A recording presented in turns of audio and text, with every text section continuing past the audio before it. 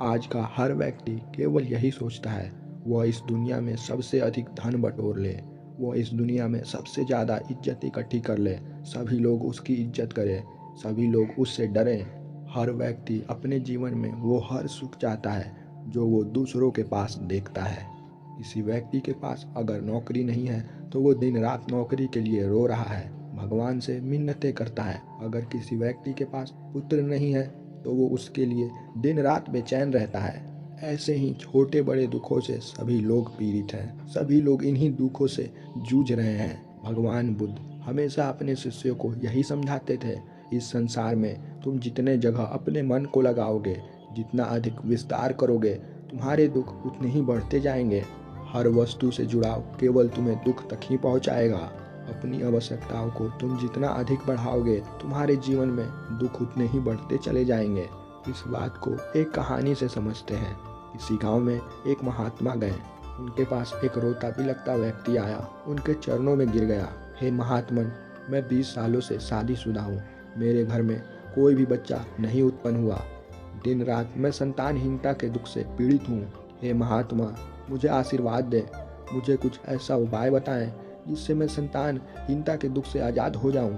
महात्मा ने कहा, मैं हरिद्वार जा रहा हूं, मैं तुम्हारे लिए वहां दिया जला दूंगा, हो सकता है इससे तुम्हारे घर में संतानहीनता की दुख समाप्त हो जाए। 10 सालों के बाद वह महात्मा उस गांव में वापस आए। उन्होंने सोचा, चलो उस भक्त से मिल लेता हूँ, क्या अब भी उसके घर में संतानहीनता की दुख है। उन्होंने लोगों से पूछते हुए उसके घर का पता लगाया। वह घर के पास पहुंच गए। उन्होंने आवाज़ लगाई। थोड़ी देर बाद एक महिला दरवाजे को खोलती है। उस महिला के कंधे पर 2 बालक उसके कान को चबा रहे थे, 2 बालक उसके पल्लू को चबा रहे थे और 2-3 बालक उसके पैरों को पकड़े हुए थे। उस महात्मा को ये देख बहुत खुशी हुई, उसकी परिश्रम सफल हो गई। महिला अपने बच्चों से बेहद परेशान थी। उसने झुंझलाहट की आवाज़ में महात्मा से कहा, क्या बात है? वैसे ही दुखों की कमी थी जो आप भी आ गए। महात्मा ने कहा, 10 साल पहले एक व्यक्ति मुझसे संतानहीनता की दुख से पीड़ित होकर आशीर्वाद लेने आया था। मैं उसके लिए हरिद्वार में दिया जलाया। क्या तुम उसी की धर्मपत्नी हो? पत्नी ने हैरानी पूर्वक कहा, हाँ, मैं उसी की पत्नी हूँ। मेरे पतिदेव वही दिया बुझाने के लिए गए हैं। जब से आपने वो दिया जलाया है, हमारे घर में बच्चे पैदा होना बंद ही नहीं हो रहा है। हर 6 महीने में एक शिशु का जन्म मेरे गर्भ से हो जाता है। 5 सालों से मेरे पति वही दिए को बुझाने के लिए हरिद्वार में भटक रहे हैं। वह महिला उस महात्मा के चरणों में गिर गई, रोने बिलखने लगी। आपने ये कैसा दिया जलाया? मेरे जीवन का खुशियों का दिया बुझ गया है। मैं संतान प्राप्ति से बेहद दुखी हूँ। अब तो मैं चाहती हूँ ये सारे बेटे मर जाएं तो ही मैं खुशी हो पाऊंगी। वह इस दुख से इतनी परेशान थी, वो हमेशा अपने बच्चों से दुखी रहती। भगवान बुद्ध अपने शिष्यों से कहते हैं, जो वस्तु जीवन में नहीं होती है उसके अभाव में व्यक्ति को दुख होता है, लेकिन वस्तु के प्राप्त हो जाने के बाद उससे और भी अधिक दुख होने लगता है। ऐसा व्यक्ति जिसकी शादी ना हुई हो वो हमेशा पत्नी के लिए परेशान रहता है, लेकिन जब व्यक्ति की शादी हो जाती है तो वो पत्नी से परेशान रहने लगता है। इस दुनिया में हर वस्तु अपने साथ दुख को लेकर आती है। शिष्यों ने भगवान बुद्ध से कहा, हे बुद्ध, तो क्या इस संसार में ऐसा कोई चीज़ नहीं जो हमें केवल सुख ही दे, उसके साथ कोई दुख ना जुड़ा हुआ हो? भगवान बुद्ध ने कहा, इस संसार में ऐसा चीज़ नहीं है, वो तो तुम्हारे भीतर ही है। तुम्हारी आत्मा वही सुख का सागर है, वो सुख ही सुख है।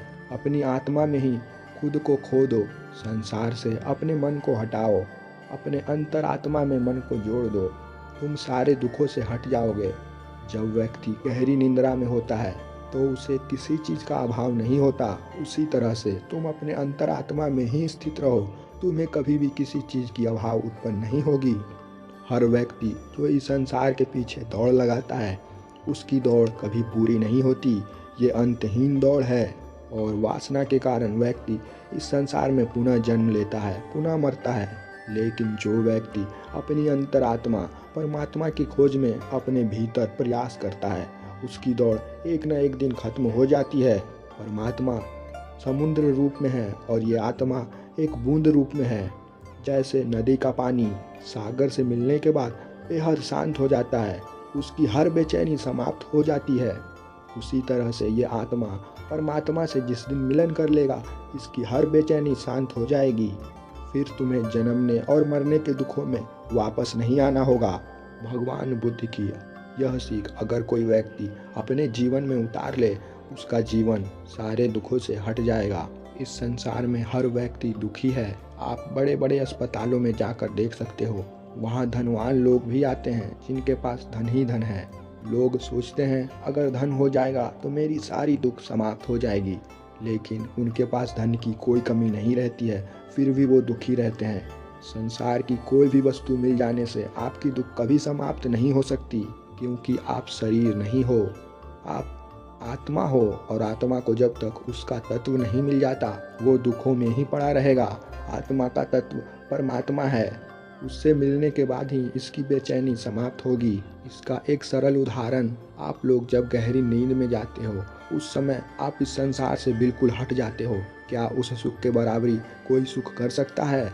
आपको गहरी नींद तभी आती है जब इस संसार से आप थक जाते हो। संसार में केवल बेचैनी, पीड़ा और दुख ही है, और गहरी नींद में शांति, सुख का अनुभव होता है। ये तो बस एक नमूना है। अगर आप ध्यान करके अपने मन के विचारों को समाप्त कर लोगे तो जो सुख की प्राप्ति आपको होगी, उस सुख की बराबरी कोई नहीं कर सकता। और ऐसा करने के लिए ये जरूरी नहीं है कि आप सारे घर परिवार को छोड़कर जंगल में चले जाओ। ऐसा आप सब कुछ करते हुए कर सकते हो। आशा करता हूँ आप इस कहानी का उद्देश्य समझ गए होंगे। ये कहानी आपके लिए ज्ञानवर्धक और लाभकारी सिद्ध हुई